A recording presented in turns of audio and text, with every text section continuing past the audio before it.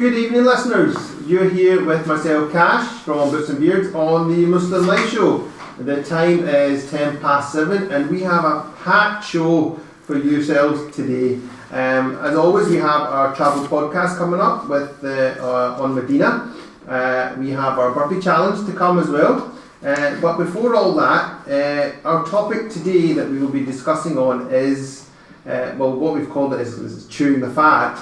Or chewing the chubby. Or chewing the chubby, as you can say. But in the serious note, it's obesity. That's what we'll be talking about today.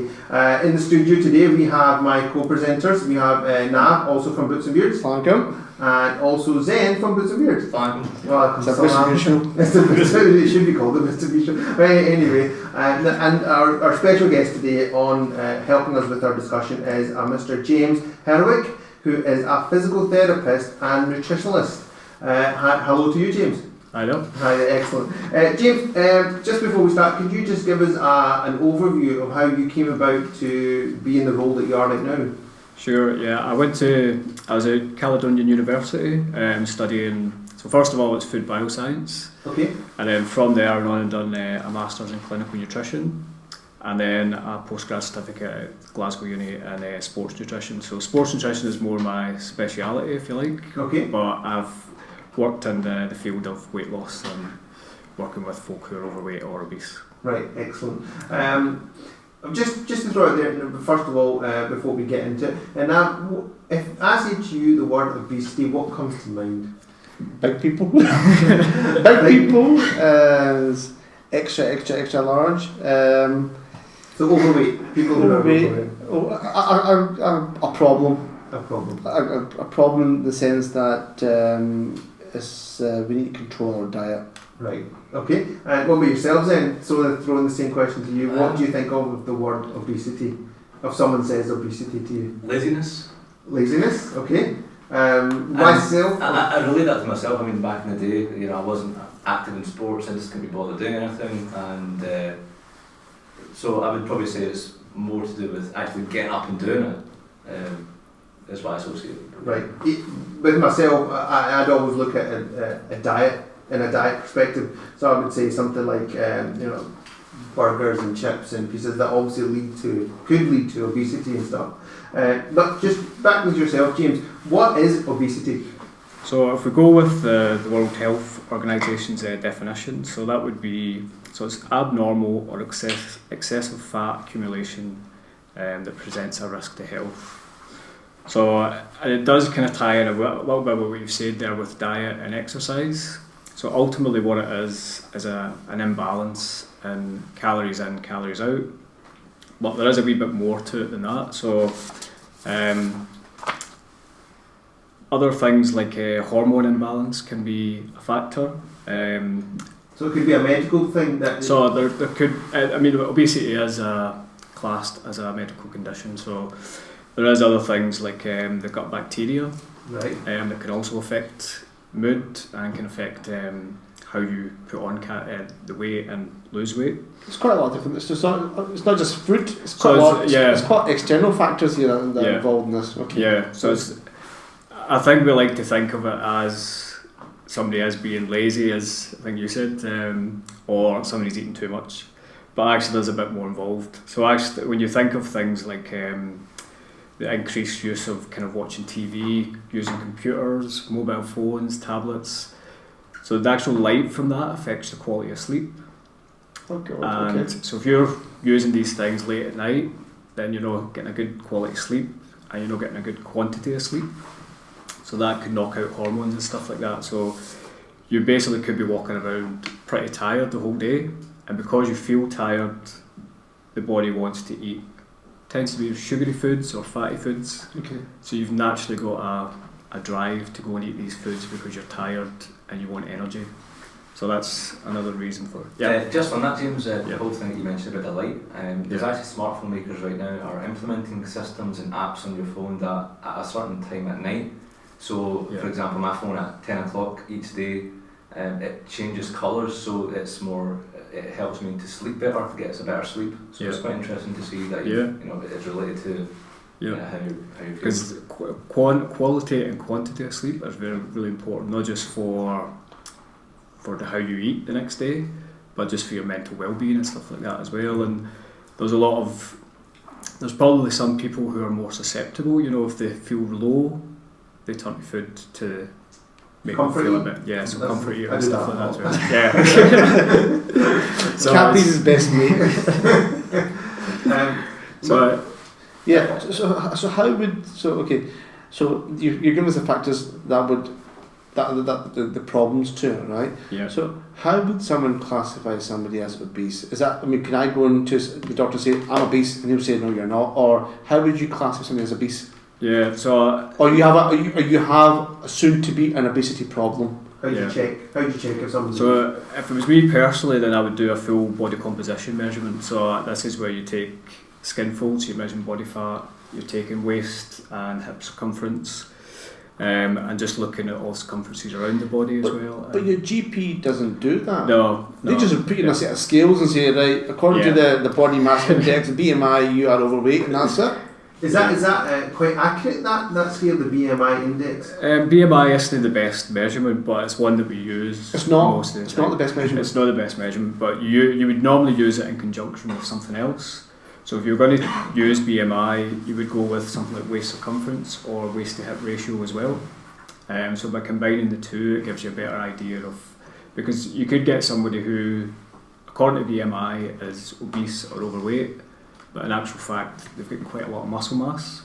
Okay. So they're going to weigh heavy anyway. Yeah. And a doctor could just weigh them and say you're obese, so but they're actually pretty fit and healthy. So it's with regards, you also said something about the skin fold and the pinch test. What exactly is that? So that's, you measure 8 different sites around the body, and you're measuring the fat that's on the outside. Right. And from that you get a better picture of where the person's storing fat.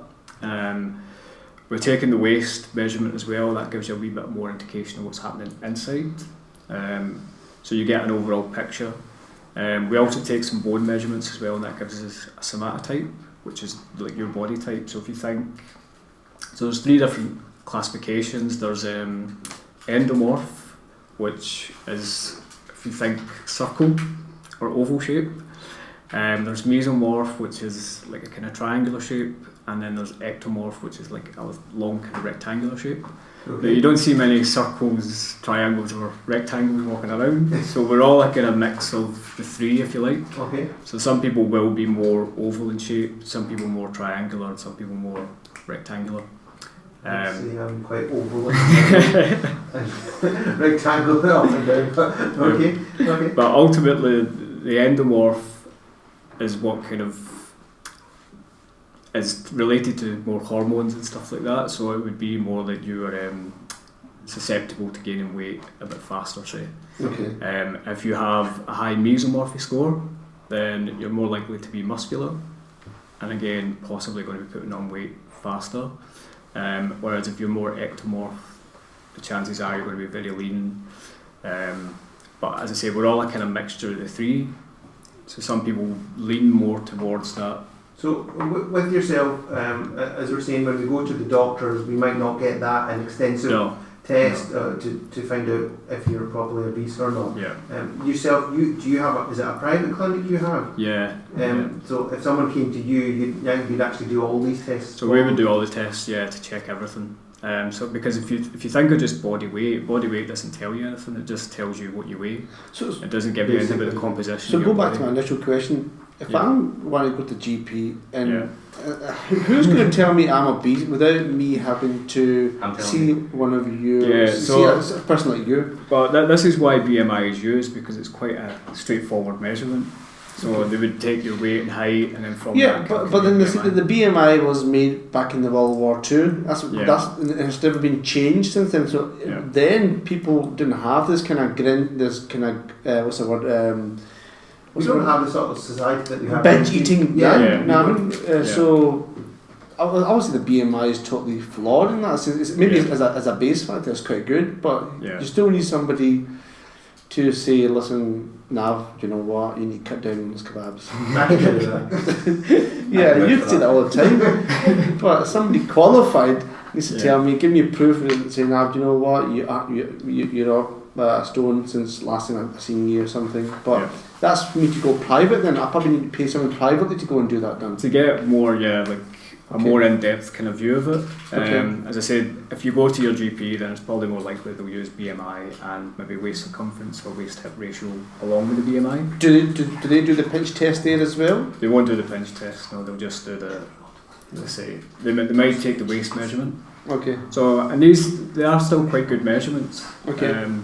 Because again, even just using your eyes, you can sometimes judge whether somebody is fitting into that overweight or obese category. And that's where it is a bit more than just standing on a set of scales and saying you weigh this, therefore you're overweight or you're obese. Okay. I believe Zen has some, our statistician here, he's got some statistics with regard to obesity. Yeah, I've got over quite a few statistics, and actually quite interesting because according to UN, 1 in 4 British adults are classified as obese. Yeah. That's one, right?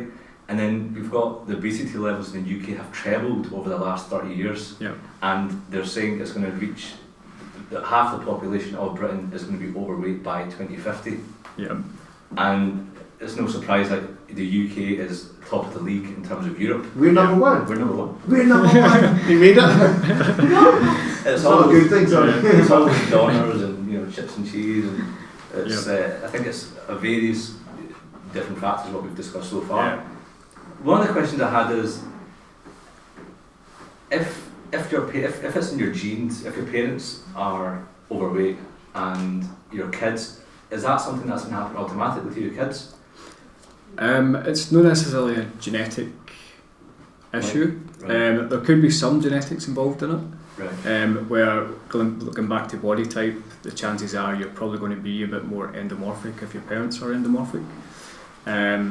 But at the same time, the environment plays a big role in that. So if you're brought up in that environment where everybody's eating fast food and you're every day eating the same fast food, then you're going to put on the same weight as your parents or maybe even more, because this generation has probably got more choice of fast food and ready-made meals than any generation before. So never before. You're right. So that's we've already talked about. You're saying the causes of obesity, like you're saying if you don't have enough sleep, obviously binge eating and comfort eating and stuff. Yeah.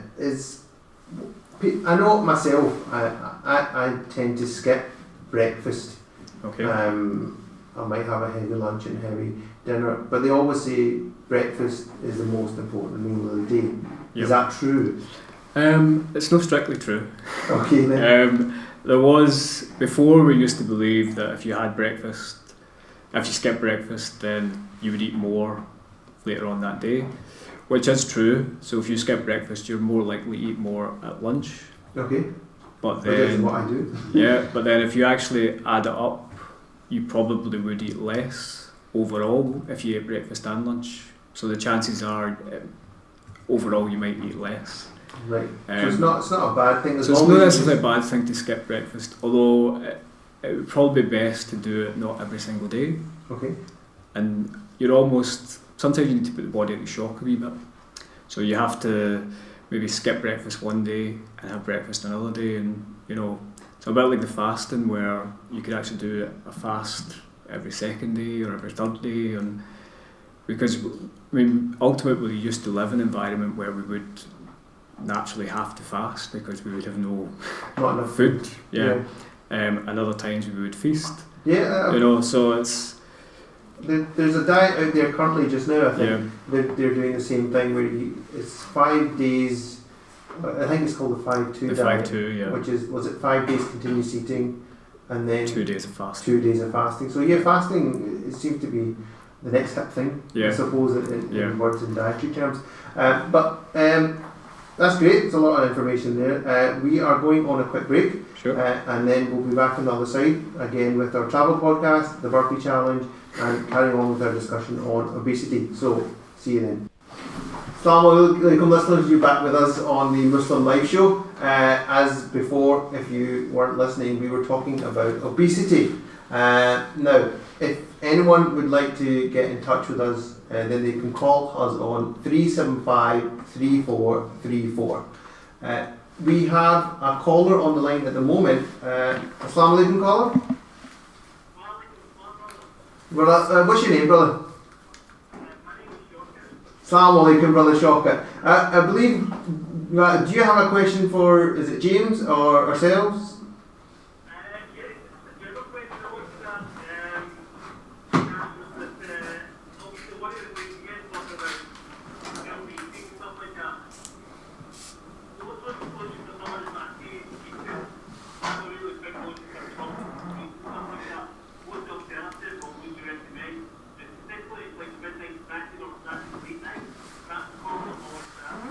Well, I would say sellotape, but I believe there might be an alternative option. James? Yeah, I mean, if you've got a sweet tooth, then to me the best thing would be to go for is some kind of fruit or veg, because then you've got something, okay, there's a wee bit of sugar in there. Doesn't sound appealing, veg. Well, there's some veg is sweeter than others, so like some carrot sticks and sweet potatoes and stuff like that. Okay. So something like that might be slightly better, but the issue is the more you kind of feed that sugar craving, then the more you're probably going to become almost addicted to that sugar if you like it late at night. I would just like to say this, Brother Shaukat, do you believe that you eat sweets and what else, the sugary drinks, is it because they're easily accessible? Is it just that they're so quick, you can just buy them off the shelf and eat them? It's the convenience, yes. Yeah.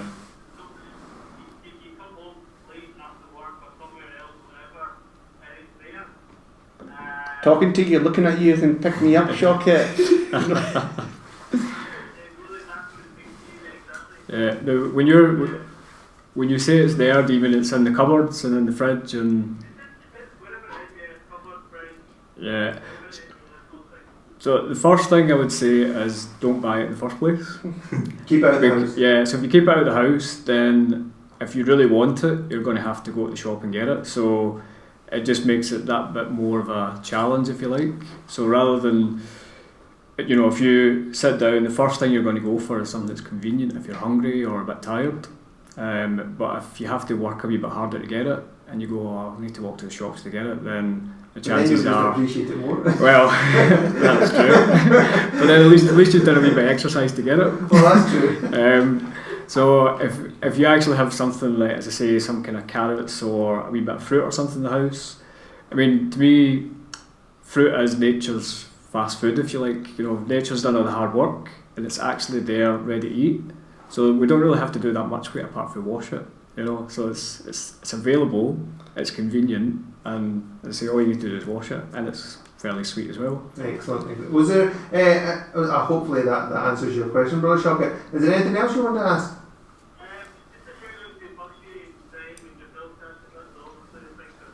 Jazakallah. Thank you for calling as well. Now, take care. Now, back to our discussion with obesity. In our Asian community, that is a big problem. Not just the Asian community, I think in general, but we have a specific diet which is like frowned upon by the NHS. I mean, when you say by the NHS, they don't like our diet in terms of that we basically go crazy with it. What I mean by we in the Asian community it is a big problem. Not just in our community, elsewhere as well, but in our Asian community it is a big problem. Yeah. But in our community also, it leads on to other stuff as well, like diabetes. Yeah. Would you say the same thing as well, James? Yeah, I mean, within the Asian community, type 2 diabetes has a higher prevalence, and that in turn brings more health risks. Obesity itself brings health risks. It brings risk of cardiovascular disease, a higher risk of type 2 diabetes, osteoarthritis or joint problems, and also certain cancers as well. So you've got that added risk with being obese. If you're obese and type 2 diabetic, then you've increased your chances of cardiovascular disease even further. Is that heart issues or things like stroke? So it's anything to do with the heart and the blood vessels, basically. So you've got type 1 and type 2. Yeah. In the Asian community, would you say one is more prevalent than another one? Type 1 tends to be more in children, so it'll be diagnosed at an early age. Okay. And that's where it does have a genetic element, and it's the body basically attacks the pancreas, which produces insulin. So after a certain time, then the body stops producing insulin, so you have to inject insulin. To my knowledge, I don't think that's any higher in the Asian community than anywhere else. Okay. Although I do think that's higher in Scotland in general. So, so being Scottish and Asian is not a good thing. It's probably not a good thing when it comes to diabetes. Whereas type 2 is more prevalent in the Asian community, and that's more through lifestyle.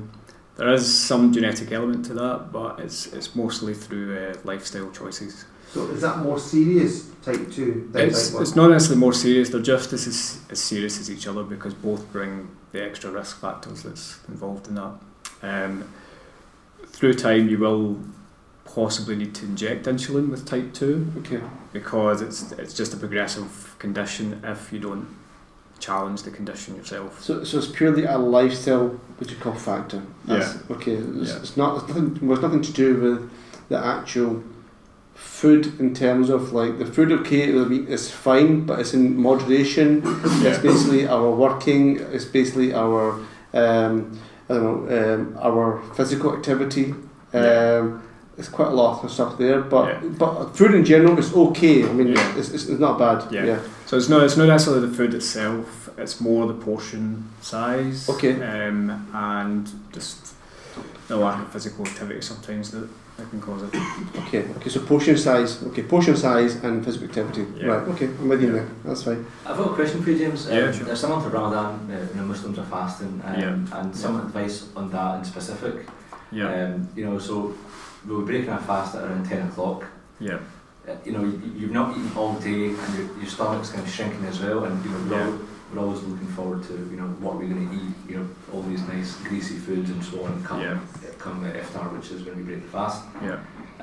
Some people actually put weight on during this month. And that I tend to lose. But what would be your advice for people who are breaking the fast, what to eat, and just to get them on the right track? Yeah, sure. So because the fast is quite long in Scotland as well, you've not got a lot of time to actually get food in and then get to sleep really. But I think dates are actually quite a good one for breaking the fast. I know that's what most people go for. Yes. And it's basically, so the things that will sit in the stomach for longer are going to make you feel fuller longer. So things that are full of protein, things that are full of fibre, and if you get some fat mixed with protein, then it's probably going to sit in the stomach a bit longer and make you feel fuller. So I would probably leave the protein-rich foods to near the end of the meal. So no pakora or pakora and samosas are out. So you would have chicken and all that. I would probably leave the chicken to the end of the meal and try and get some calories in first. So as I said, the dates would be quite good because they're high calorie. You have got some fibre there as well, which might keep it a wee bit longer in the stomach. There's not so many dates you can eat. I mean, well, this sweet enough as it is. I mean, I can eat 4 dates and that's me, because I mean, that's it. The other thing, if you do have type 2 diabetes, then maybe the dates, you're going to limit that to maybe 1. Because they are likely to kind of spike your blood sugar levels quite high as well. So we're starting off with fruit, is that a good? So fruit would be a good one, Right, start off with fruit, and then and possibly even something like a fruit juice. Just although it's high sugar content, straight away you want to get some calories in. We were talking about hydration earlier as well, and to actually mix the fruit juice with water. So if you rather than just drink fruit juice by itself, if you have half fruit juice, half water, you've created an isotonic drink. So that will be absorbed a lot quicker. So you'll hydrate yourself quicker, and you've got a little bit of sugar there and a little bit of calories from the fruit juice. You've got some vitamins and minerals in there as well, and you've got some water as well. So you're rehydrating yourself. Would you say you should drink the water first or eat the fruit first? In terms of your intake, how does it work? I would probably leave the water till a bit later. Just because you're trying to get the calories in. Okay. When you put the water in your stomach, it might sit there for a wee while, and that's the thing. So if you drink just water by itself, it's going to sit in the stomach a bit longer. So if you have it with some sugar, so like say the fruit juice, or something a bit salty, it'll get absorbed quicker. So get some solids in first, something like that. Yeah. Because if basically if the water's sitting in your stomach for a while, you're going to feel full, and then you're not able to eat the calories and stuff like you need. Okay. And also it's going to take a bit longer to actually hydrate you. Okay, that's some excellent tips there for starting. We are going to go to our travel podcast now, which is on Medina. So have a listen, and we'll be on the other side of that. Welcome back, listeners. That was just a quick travel podcast with regards to Medina. We have been talking about obesity on our show tonight. We have a question from a very young listener here. Abdullah, is that your name? Yes. Abdullah, what's your question? My question is, how do you avoid obesity? So James, the question is how to avoid obesity. Okay, so it's quite a complex question, but one is, so if you switch to try and eat a more healthy, balanced diet, so if you'd like a bit more information on that, if you go to either the NHS website, the British Dietetic Association's website, or the food.gov.uk website, that will give you a bit more information on what a healthy balanced diet should look like. I recommend doing that in kind of small stages. So for me, I would probably, if you've got an issue with your whole day's eating, try and work on maybe breakfast first, spend about 4 or 5 weeks getting that right, then try lunch, another 5 to 6 weeks, and then dinner, and then try the snacks to get them right. So if you take it over a good kind of long period of time and make the changes gradual, it'll be a lot more longer lasting. Yeah. What I find is a lot of people will try and cut everything out straight away, boom, instead of doing more gradual. And that is the key. I take it. Just take your time with it. Because then ultimately you're saying, I'm going to deny myself this, I'm going to deny myself that, and that only lasts for so long, and then it kind of builds up, and the only thing you can think about is the thing that you're trying to avoid. And then what you could do is maybe look at breakfast recipes and look at different breakfast recipes out there and try a new one every maybe couple of days. That's it. Yeah, because that's one of the things that keep it exciting and interesting. Yeah, a bit of variety in there, because that will help the gut bacteria to be a bit more complex as well. So the more variety you have, the more variety of gut bacteria you'll have as well. We spoke about sleep, so it's getting a regular quality sleep, increasing your physical activity levels. So that doesn't necessarily mean going to the gym and exercising. There's other ways of kind of being physically active. It's just finding something that you enjoy doing, and it can be quite sociable as well. So it's maybe giving different sports a try, or how walking, cycling, something like that, and doing it as part of a group can make it a bit more enjoyable. So getting a bit more activity, and even like for some people it might just be going for a walk. So a nice stroll in the park, getting a bit of scenery. You can listen to music, listen to an audiobook, something like that as you're walking, listen to the radio. So it's worth kind of basically getting up and moving around, and that'll be good for everything, for joints, for your mood, for your activity levels as well. But if anybody does think that they are in that obese category and is worried about it, then I would recommend going to your GP just to get everything checked out. So there's a lot of extensive changes that you have to do to your lifestyle in order to lose weight and stuff. So a lot of great tips there from James. Thank you very much. Finally, James, just if anyone would like to get in touch with yourself, if you could give them some contact details. Yeah, so if anyone would like to contact me, my email address is james@benefittherapies.com. That's benefittherapies.com. Okay. And I'm quite happy to answer any questions if anybody wants to email me over. Are you based locally as well? I'm based over in Bearsden. Okay. But yeah, if anybody wants to get in touch. Right, okay, so that's james@benefittherapies.com. Excellent, that's brilliant. Well, as always, thank you for coming in, James. Thank you. Some excellent tips there with regards to dealing with your weight. As James, there's a lot of things that are common sense. Having a good diet. Sorry about that. Having a good diet, exercise, a good night's sleep, You know, even as James said, get involved. Go and maybe join some groups. You know, like yesterday we had Soul Riders. They did cycling. Ourselves, we do Boots and Beards. You know, hill walking. Join us on hill walking and stuff. But as always, you know, try and stay positive. You know, losing weight is not easy. So by all means, try and stay positive and keep up your willpower, and you'll get there. It's one thing. If it's on your lips, it's on your hips. That's excellent. The time is 7:55. Next we have is the Embrace Show with Brother Dowd. I would just like to say thank you for listening. So it's Assalamu alaikum from me, and it's Assalamu alaikum. Thank you very much. Take care.